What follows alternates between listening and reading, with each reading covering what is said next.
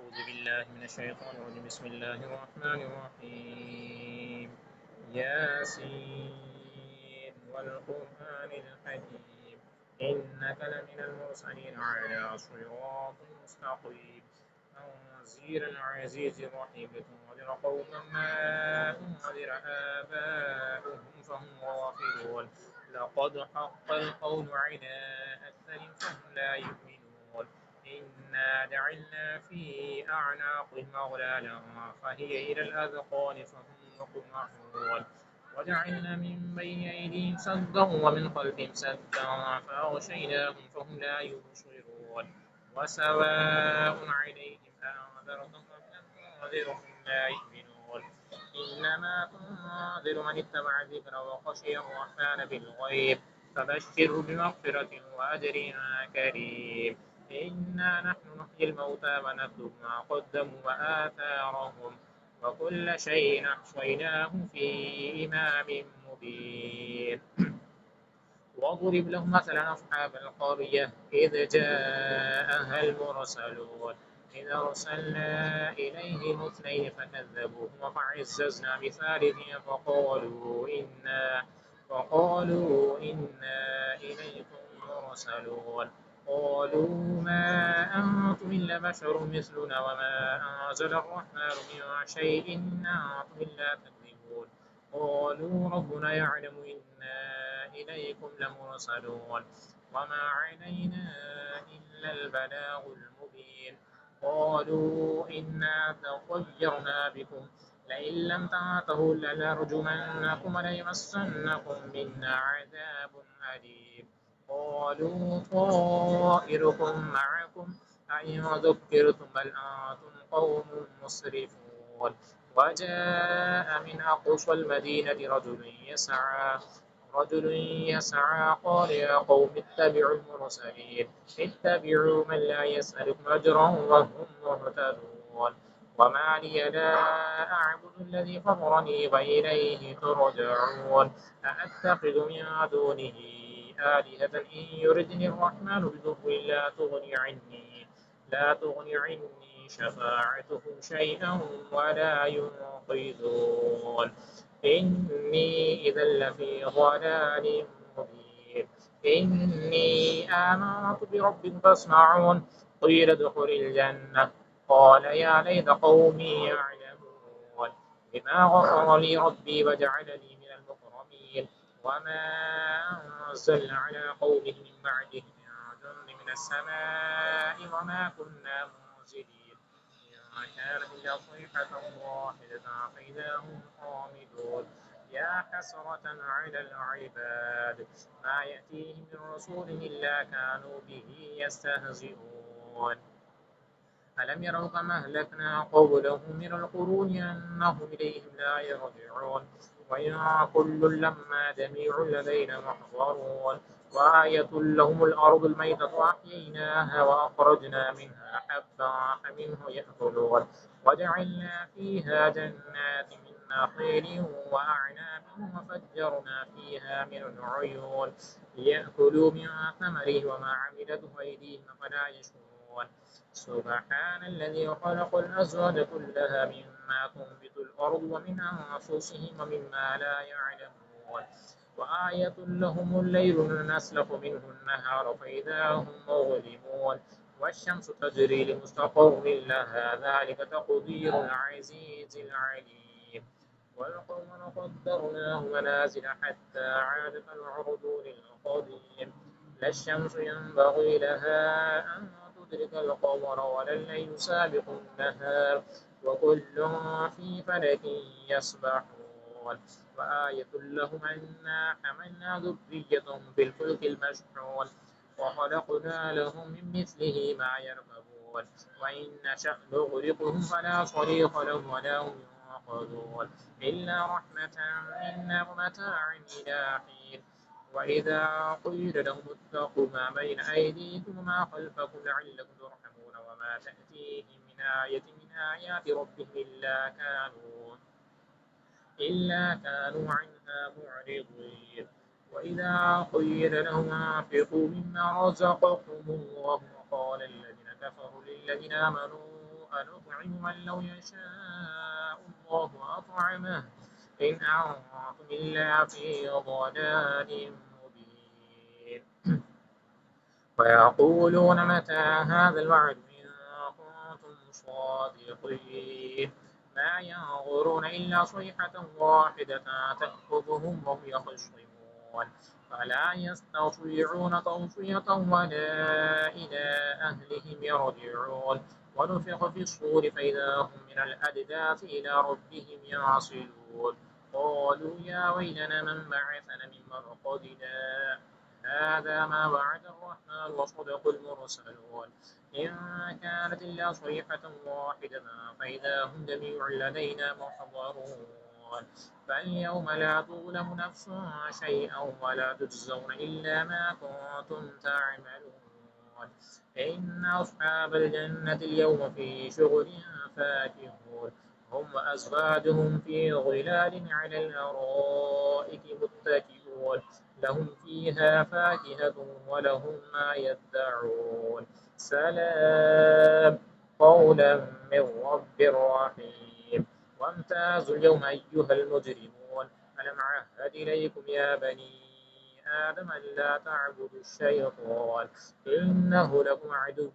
مبين وأن اعبدوني هذا صراط مستقيم ولقد أضل منكم جبلا كثيرا أفلم تكونوا تعقلون هذه جهنم التي كنتم توعدون اصلوها اليوم بما كنتم تكفرون اليوم نختم على أفواههم وتكلمنا أيديهم وتشهد أرجلهم بما كانوا يكسبون ولو نشاء لطمسنا على أعينهم فاستبقوا الصراط فأنى يبصرون ولو نشاء لمسخناهم على مكانتهم فما استطاعوا مضيا ولا يرجعون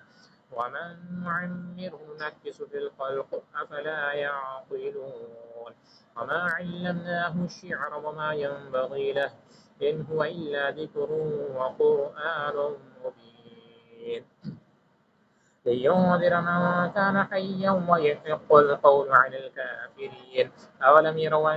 أنا خلقنا له مما عملت أيدينا أنعاما فهم لها مالكون وذللناها لهم فمنها ركوبهم ومنها يأكلون ولهم فيها منافع ومشارب أفلا يشكرون واتخذوا من دون الله آلهة لعلهم ينصرون لا يستطيعون نصرهم وهم لهم جند محضرون فلا يحزنك قولهم إنا نعلم ما يسرون وما يعلنون أولم ير الإنسان أنا خلقناه من نطفة فإذا هو خصيم مبين وضرب لنا مثلا ونسي خلقه قال من يحيي العظام وهي رميم قل يحييها الذي أنشأها أول مرة وهو بكل خلق عليم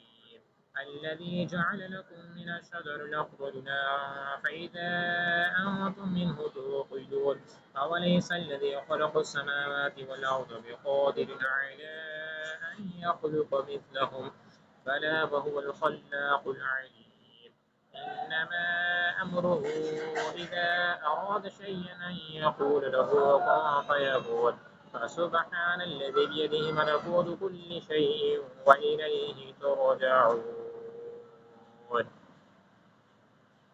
سورة الصافات مكية بسم الله الرحمن الرحيم والصافات صفا الزاجرات زجرا التاليات ذكرا إن إلهكم لواحد رب السماوات والأرض وما بينهما ورب المشارق إنا زينا السماء الدنيا بزينة الكواكب وحفظا من كل شيطان مارد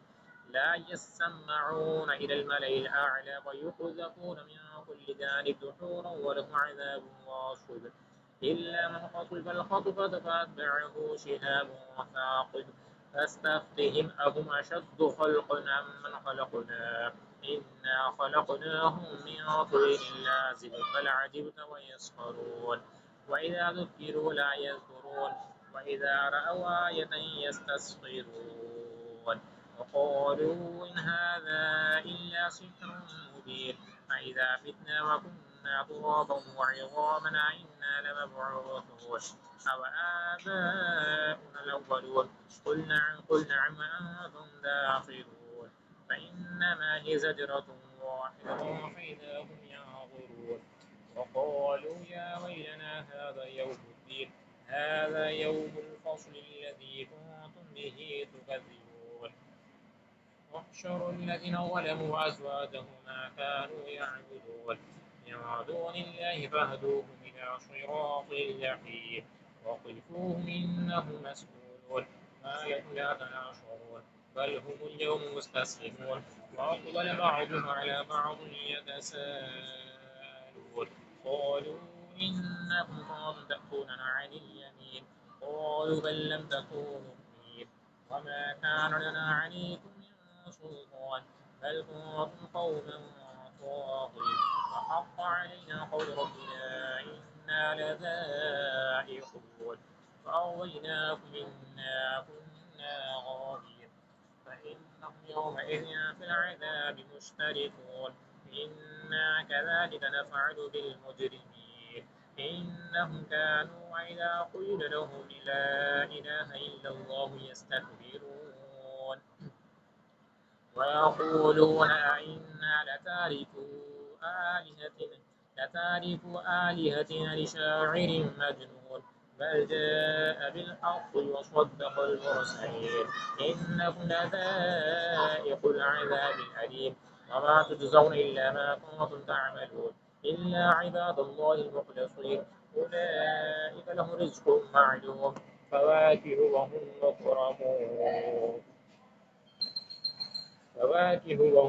مكرمون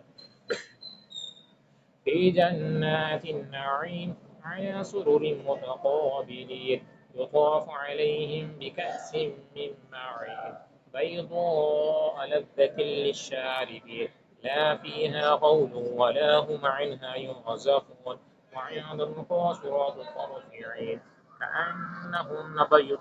مكنون فأقبل بعضهم على بعض يتساءلون قال قائل منهم إني كان لي قريب يقول أئنك لمن المصدقين أئذا متنا وكنا ترابا وعظاما أئنا لمدينون قال هل أنتم مطلعون فاطلع فرآه في سواء الجحيم قال تالله إن كدت لتردين ولولا نعمة ربي لكنت من المحضرين أفما نحن بميتين إلا موتتنا الأولى وما نحن بمعذبين إن هذا لهو الفوز العظيم بمثل هذا فليعمل العاملون أذلك خير نزلا أم شجرة الزقوم إنا جعلناها فتنة للظالمين إنها شجرة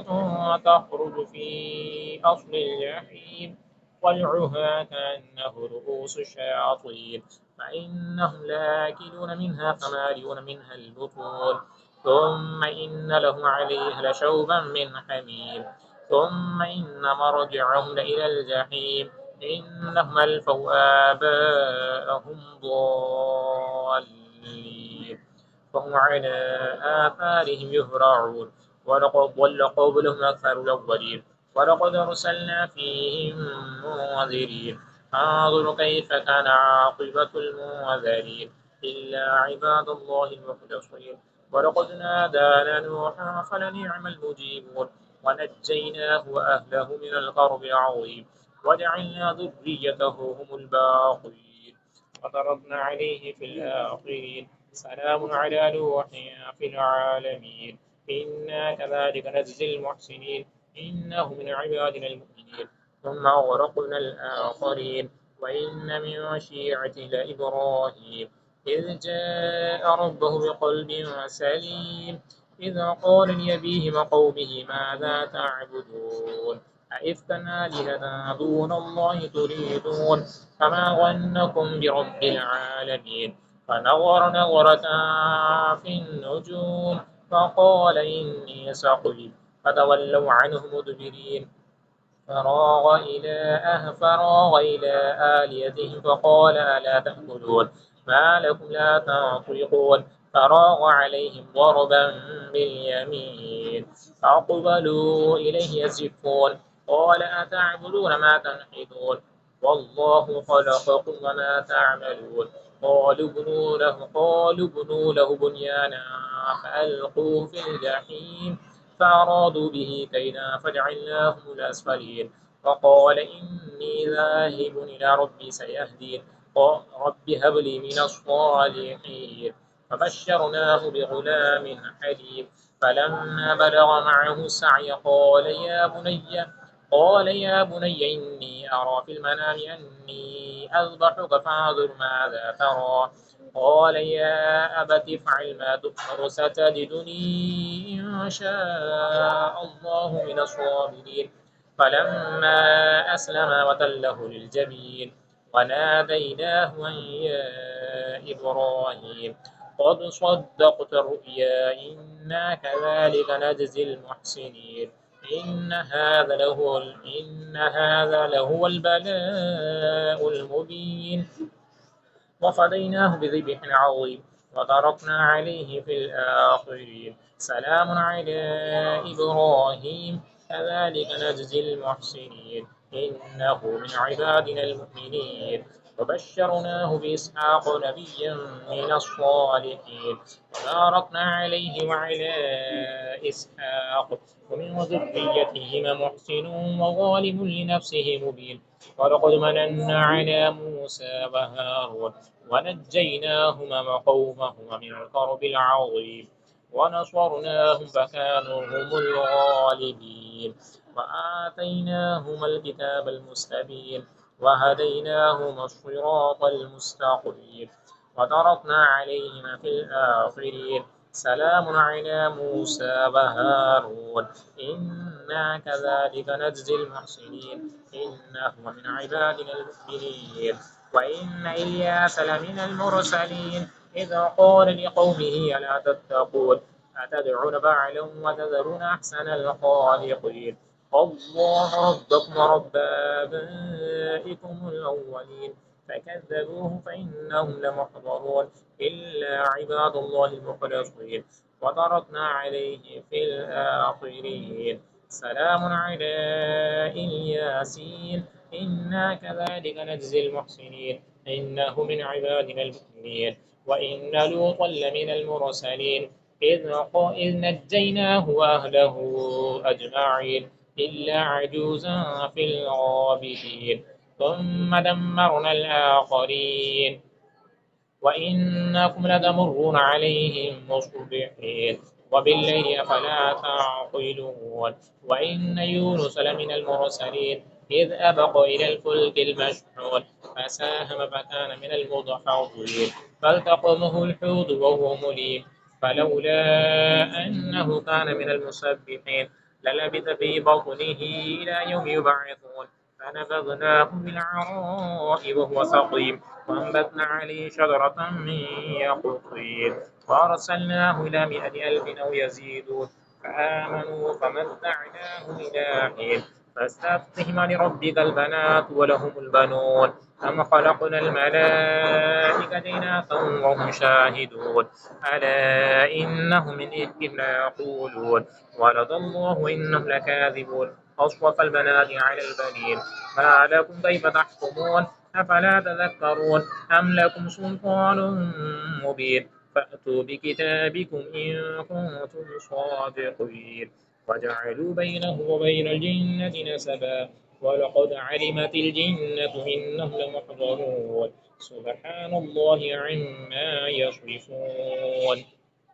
إلا عباد الله المخلصين فإنكم وما تعبدون ما أنتم عليه بفاتنين إلا من هو صال الجحيم وما منا إلا له مقام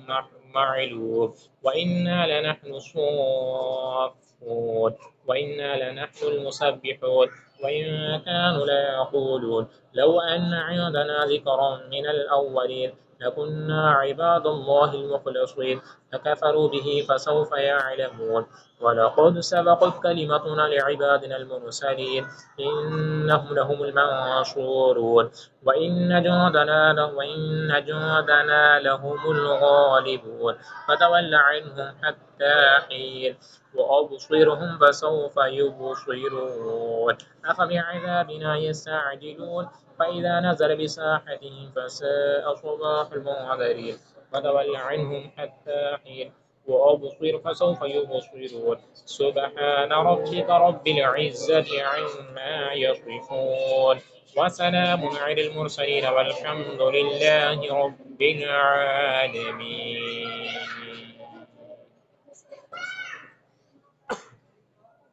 سورة صاد مكية. بسم الله الرحمن الرحيم. صاد والقرآن ذي الذكر بل الذين كفروا في عزة وشقاق كم أهلكنا من قبلهم من قرن فنادوا ولا حين مناص وعجبوا أن جاءهم منذر منهم وقال الكافرون هذا ساحر كذاب أجعل الآلهة إلها واحدا إن هذا لشيء عجاب وانطلق الملأ منهم أن امشوا واصبروا على آلهتكم إن هذا لشيء يراد ما سمعنا بهذا في الملة الآخرة إن هذا إلا اختلاق أنزل عليه الذكر من بيننا بل هم في شك من ذكري بل لما يذوقوا عذاب أم عندهم خزائن رحمة ربك العزيز الوهاب أم لهم ملك السماوات والأرض وما بينهما فليرتقوا في الأسباب جند ما هنالك مهزوم من الأحزاب كذبت قومهم قوم نوح وعاد وفرعون ذو الأوتاد وثمود وقوم لوط وأصحاب الأيكة أولئك الأحزاب إن كل إلا كذب الرسل فحق عقاب وما ينظر هؤلاء إلا صيحة واحدة ما لها من فواق وقالوا ربنا عجل لنا قطنا قبل يوم الحساب اصبر على ما يقولون واذكر عبدنا داود ذا الأيد إنه أواب إنا سخرنا الجبال معه يسبحن بالعشي والإشراق والطير محشورة كل له أواب وشددنا ملكه وآتيناه الحكمة وفصل الخطاب وهل أتاك نبأ الخصم إذ تسوروا المحراب إذ دخلوا على داود ففزع منهم قالوا لا تخف خصمان بغى بعض على بعض فاحكم بيننا بالحق ولا تشرك واهدنا إلى سواء الصراط إن هذا أخي له 99 نعجة ولي نعجة واحدة فقال أكفلنيها وعزني في الخطاب قال لقد ظلمك بسؤال نعجتك إلى نعاجه وإن كثيرا من الخلطاء ليبغي بعضهم على بعض إلا الذين آمنوا وعملوا الصالحات وقليل ما هم وأن داود إنا فتناه فاستغفر ربه وقر راكعا وأناب فغفرنا له وذلك وإن له عندنا لزلفى وحسن مآب يا داود إنا جعلناك خليفة في الأرض فاحكم بين الناس بالحق ولا تتبع الهوى فيضلك عن سبيل الله إن الذين يضلون عن سبيل الله لهم عذاب شديد بما نسوا يوم الحساب وما خلقنا السماء والأرض وما بينهما باطلا ذلك ظن الذين كفروا فويل للذين كفروا من النار أم نجعل الذين آمنوا وعملوا الصالحات كالمفسدين في الأرض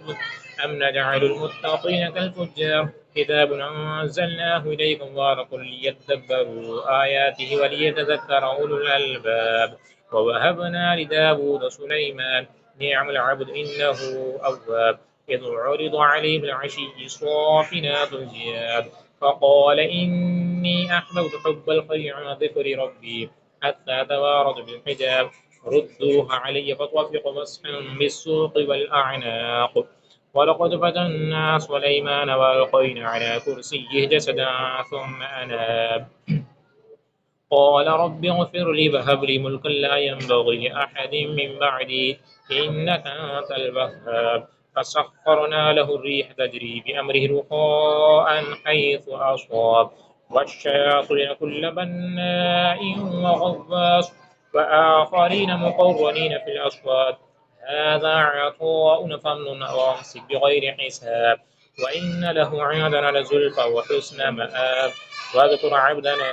أيوب إذ نادى ربه أني مسني الشيطان بنصب وعذاب واركض برجلك هذا مغتسل بارد وشراب ووهبنا له أهله مثله معهم رحمة منا وذكرى لأولي الألباب وخذ بيدك ضغثا فاضرب به ولا تحنث إنا وجدناه صابرا نعم العبد إنه أواب واذكر عبادنا إبراهيم وإسحاق ويعقوب أولي الأيدي والأبصار إنا أخلصناهم بخالصة ذكر الدار وإنهم عندنا لمن المصطفين الأخيار واذكر إسماعيل واليسع وذا الكفر وكل من الأخيار هذا ذكر وإن للمتقين لحسن مآب جنات عدن مفتحة لهم الأبواب متكئين فيها يدعون فيها بفاكهة كثيرة وشراب وعندهم قاصرات الطرف أتراب هذا ما توعدون اليوم الحساب إن هذا لرزقنا ما له من نفاد هذا وإن للطاغين لشر مآب جهنم يصلونها فبئس المهاد هذا فليذوقوه حميم وغساق وآخر من شكله أزواج هذا فوج مقتحم معكم لا مرحبا بهم إنهم صالوا النار قالوا بل أنتم لا مرحبا بكم أنتم قدمتموه لنا فبئس القرار قالوا ربنا ما قدم لنا هذا فزده عذابا ضعفا في النار وقالوا ما لنا لا نرى رجالا كنا نعده من الأشرار اتخذناهم سخريا أم زاغت عنهم الأبصار إن ذلك لحق تخاصم أهل النار قل إنما أنا منذر وما من إله إلا الله الواحد القهار رب السماوات والأرض وما بينهما العزيز الغفار قل هو نبأ عظيم أنتم عنه معرضون ما كان لي من علم بالملأ الأعلى إذ يختصمون إن يوحى إلي إلا أنما أنا نذير مبين إذ قال ربك للملائكة إني خالق بشرا من طين فإذا سويته ونفخت فيه من روحي فقعوا له ساجدين فسجد الملائكة كلهم أجمعون إلا إبليس استكبر وكان من الكافرين قال يا إبليس ما منعك أن تسجد لما خلقت بيدي استكبرت أم كنت من العالين قال أنا خير منه خلقتني من نار وخلقته من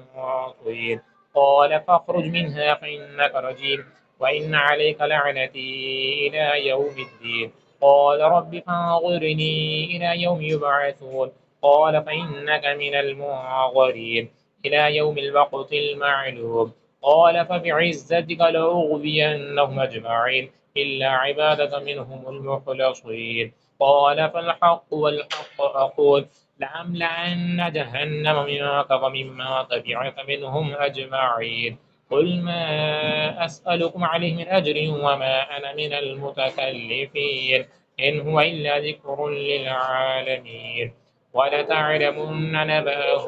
بعد حين سورة الزمر مكية بسم الله الرحمن الرحيم تنزيل الكتاب من الله العزيز الحكيم إنا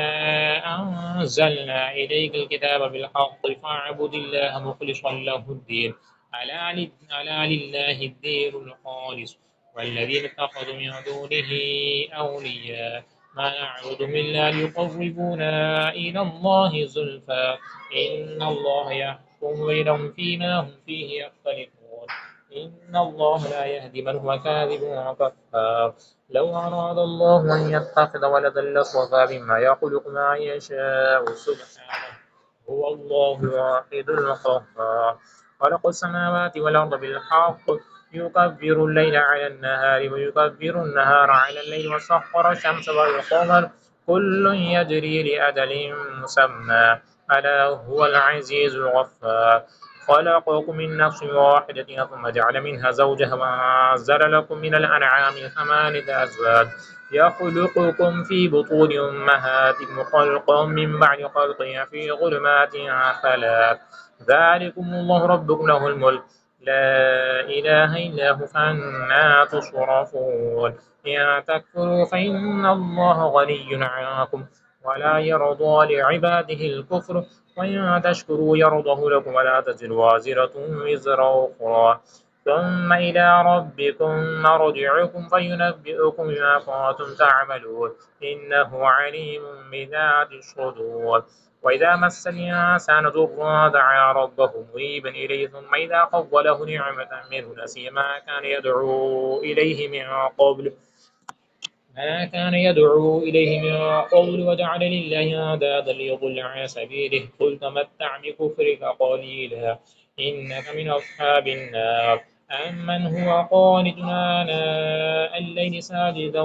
وقائما يحذر الآخرة ويرجو رحمة ربه قل هل يستوي الذين يعلمون والذين لا يعلمون إنما يتذكر أولو الألباب قل يا عبادي الذين آمنوا اتقوا ربكم للذين أحسنوا في هذه الدنيا حسنة وأرض الله واسعة إنما يوفى الصابرون أجرهم بغير حساب قل إني أمرت أن أعبد الله مخلصا له الدين وأمرت لأن أكون أول المسلمين قل إني أخاف إن عصيت ربي عذاب يوم عظيم قل الله أعبد مخلصا له ديني فاعبدوا ما شئتم من دونه قل إن الخاسرين الذين خسروا أنفسهم وأهليهم يوم القيامة ألا ذلك هو الخسران المبين لهم من فوقهم غلل من النار ومن تحتهم غلل ذلك يخفف الله به عباده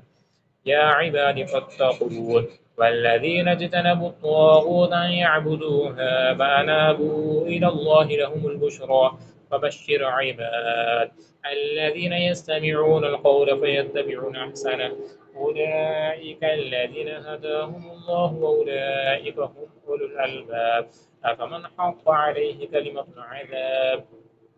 أفأنت تنقذ من في النار لكن الذين اتقوا ربهم لهم غرف من فوقهم غرف مبنية تجري من تحتها الأنهار وعد الله لا يخلف الله الميعاد ألم تر أن الله أنزل من السماء ماء فسلكه ينابيع في الأرض ثم يخرج به زرعا مختلفا ألوانه ثم يهيد فتراه مصفرا ثم يجعله حطاما إن في ذلك لذكرى لأولي الألباب أفمن شرح الله صدره للإسلام فهو على نور من ربه فويل للقاسية قلوبهم من ذكر الله أولئك في ضلال مبين الله نزل أحسن الحديث كتابا متشابه مثاني تقشعر منه جلود الذين يخشون ربهم ثم تلين جلودهم وقلوبهم إلى ذكر الله ذلك هدى الله يهدي به من يشاء ومن يضلل الله فما له من هاد أفمن يتقي بوجهه سوء العذاب يوم القيامة وقيل للظالمين ذوقوا ما كنتم تكسبون كذب الذين من قبلهم فأتاهم العذاب من حيث لا يشعرون